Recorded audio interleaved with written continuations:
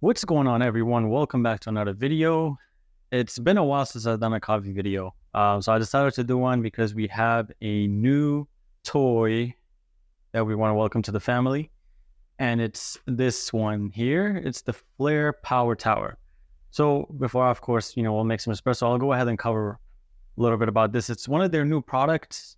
I bought it not too long ago, maybe like a week ago. And I've only used it twice so far. Just test it out. And there's a few things I don't like about it. And I'm still trying to get that perfect adjustment now on the grind with the beans. But let's go ahead and dig in on this product right here. I'm actually going to take it apart just so you guys can see how it works. And I need to adjust my clicks as well on my 1Z espresso. All right, so to start things off, the Flair Power Tower, there's two options when it comes to buying this. You can buy it with the Flair grinder, or you can do just the Power Tower without the grinder and then use your compatible 1Z espresso. And that is what I'm doing in this case. So on the top here, we have our funnel, which I'm gonna remove. And then within the funnel, there's a gasket that you have to put on here just so that you can cover any gaps so that when you're dropping your beans in there, they don't fall out of the, basically just everywhere on the ground and so forth. Next thing we have is this drive shaft. So the drive shaft, let me actually show you guys here. So the one that comes with the machine is short. And then if you're using a 1Z espresso, you want to buy the third-party adapter kit that they have online, which is pretty much really just a longer drive shaft. And then they throw in a gasket. So you do have to get this, because if I use the one that comes with the machine, as you can see, it does not even reach. And that's why you want to get the extended drive shaft. So I'm going to keep this drive shaft out of the way here. I'm going to go ahead and remove this thumb screw. Completely remove it. So just unscrew it all the way. And before I remove this cradle arm, so at the bottom here we have our catch cup. They say that it fits over 58 millimeter portafilter, and you can basically, it's a dosing cup, I guess, as well. At the bottom here we have the grounds tray, which comes out for easy cleaning. And then so the cradle arm. So if I want to remove my 1Z espresso, I do have to kind of lift. I have to play around with it basically. So lift it up, and then it comes out. And my 1Z espresso comes out. Let's see. I had it a full rotation. This is a 0. In my case, this is the J Max S. So for espresso, I do one full rotation, and then I go up. I'm gonna do about 3.5, 6, 7. And I'm just playing with it, to be honest with you. I have some new coffee beans, so I don't even know how that's gonna work. And one thing I don't like about this machine is the fact that you have to remove this. You have to take it apart just so you can adjust the clicks. So it's not very fun. So I'm gonna put this thumb screw back on and put it on very tight. Let me just make sure that this is fitting here. Okay, that fits. There's not a lot of space for you to work when it comes to turning this because of the cradle arm, how it kind of just comes out this way. So you don't have a lot of space. But since I have this sideways, as you can see the back here, this is the power switch. So let's go ahead and put our, hopefully now I have space to put this on, because I think I lifted it a little too high. No space to put this on. So that is the struggle, guys. You can't put your funnel on if this is too high, because there's no space to put the funnel on. It just hits my 1Z espresso. If I put this a little lower, then I can put the funnel on, but I can't adjust my clicks when I need to. I have to remove that 1Z espresso altogether. So it's not fun. So let me just loosen that up a little bit.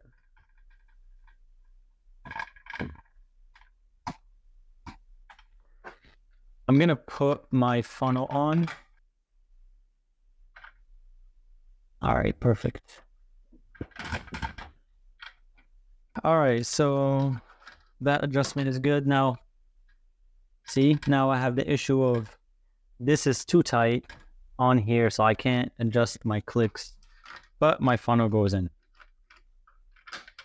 So I wish they thought about that to make sure that you have. Then again, different ones, these espressos, I guess, are different. So it really just varies. For my case, the one JMax S, you know, if it's a little higher, I can't pull my funnel.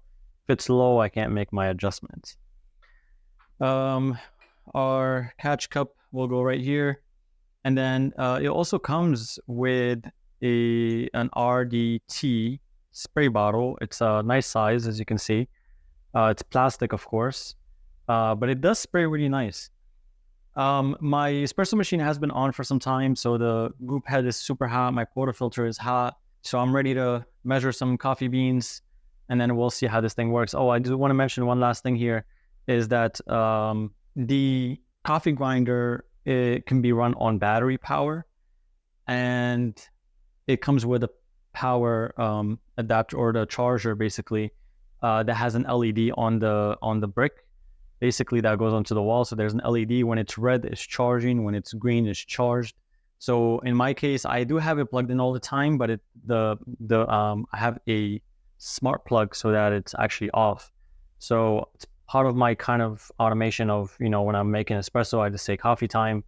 I'll have this turn on for about 5 minutes or 10 minutes just to charge it every time, a little bit, but it does run 1 hour.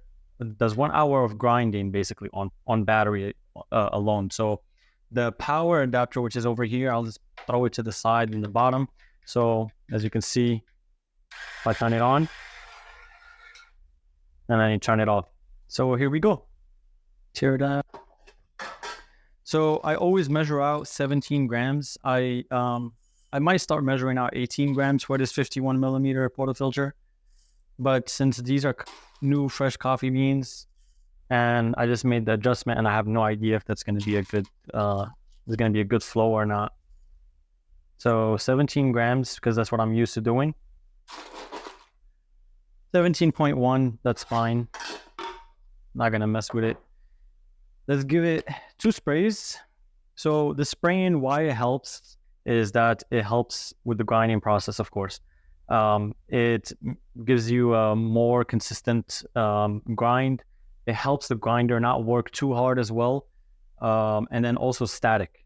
So normally if you don't spray it, you know, you'll have a bunch of grinds that are stuck to the bottom here. So this actually helps, you know, extract everything a lot better, or grind things a lot better. So I'm going to give it 2 sprays. And if you can see, it sprays very nice here. So 1, 2, give it a shake. All right, and then to quickly talk about basically how you want to do this is, you don't want to pour your beans and then turn it on, or have your beans pre-stored in your coffee grinder and then turn it on. You want to turn it on and then pour your beans, so that way, you know, you have a consistent grind. So I'm going to go ahead and switch this on, pour it, and I might get you guys a little closer actually, just so you guys can see. All right, here we go.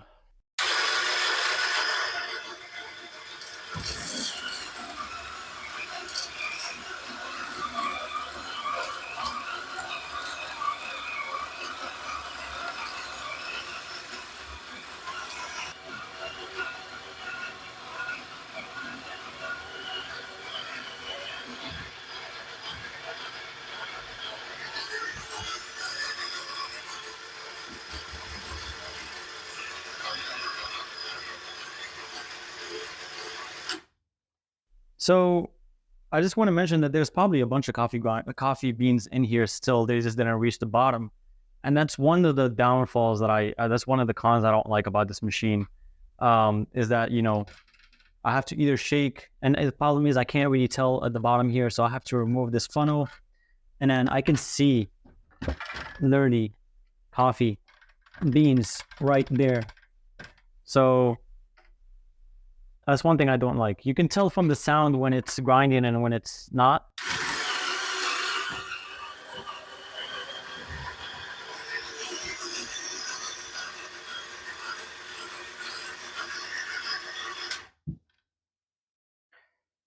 But here we are. I don't even think that's everything, to be honest with you. That looks very, very little. It's so hard because, you know, you can't clean this without removing everything. You can't check if there's anything in there because, you know, you don't have enough space to see. Maybe if I flash a light, I don't know. Or if I just shake this, I don't know. Oh yeah, I hear it. I hear the coffee bean in the onesie espresso.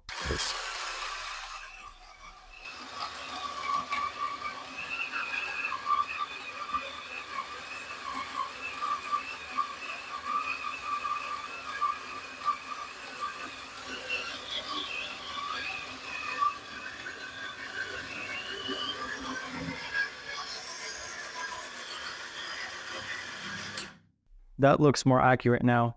Cup is almost full based on 17 grams of coffee beans. So if I shake this, I don't hear anything. That's the only downfall again is you know, you're relying on your onesie espresso to basically have all your coffee beans at the bottom to grind. Otherwise, you know, you might not get all your coffee extract or grinded. Okay, so let's go ahead and make some espresso and see how it comes out. One thing I started doing is, ooh, that's hot. I started keeping my my puck screen in the portafilter so that it also gets nice and hot. I'm gonna go ahead and give this a wipe because it's a little bit wet, and then let's go ahead.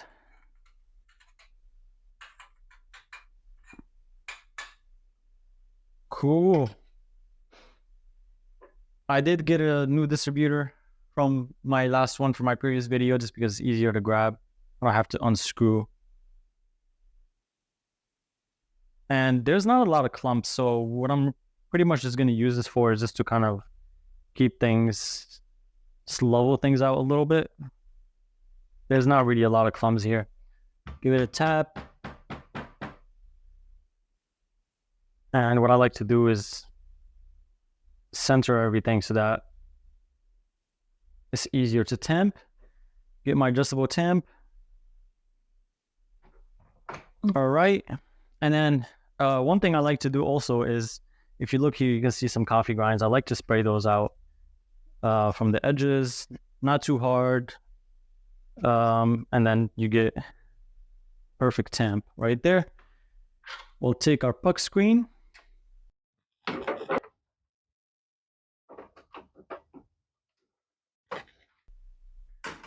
All right, let's take a look now. Let's go ahead and take a look and see how that extraction is.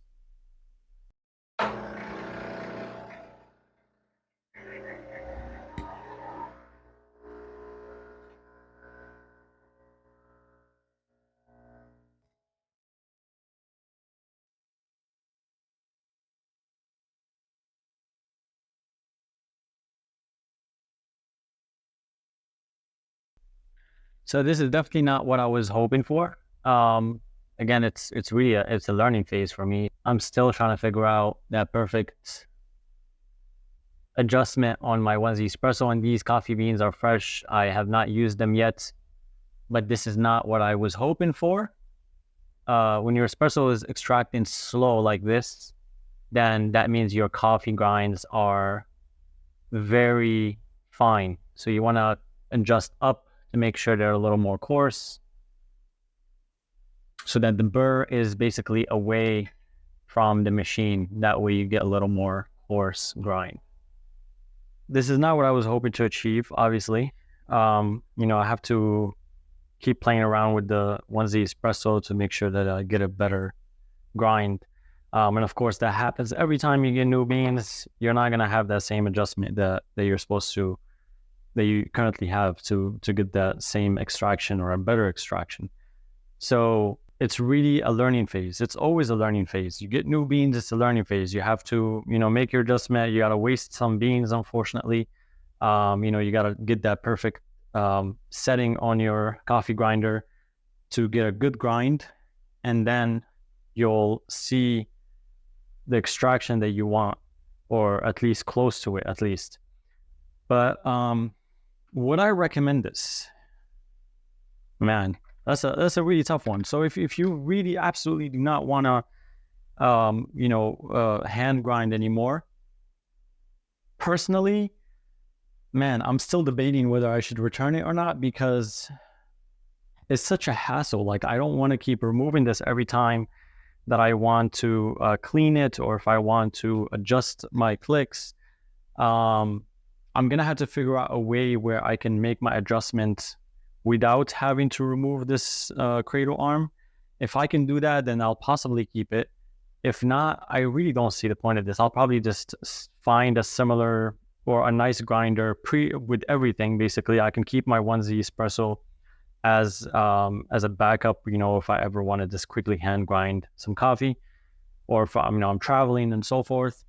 Otherwise, I don't see why you'd want this. Maybe it might work better with the Flair grinder. My assumption is it probably will. Otherwise, if you're using 1Z espresso, you can give it a try. You might like it, but I think with the price, I think this was like $170 and then $20 for the adapter kit. So, let's say $200 with tax and everything, for example. You could probably get a really nice coffee grinder for $200 and call it a day. Well, I hope this video was some sort of help, and I will see you guys on the next one.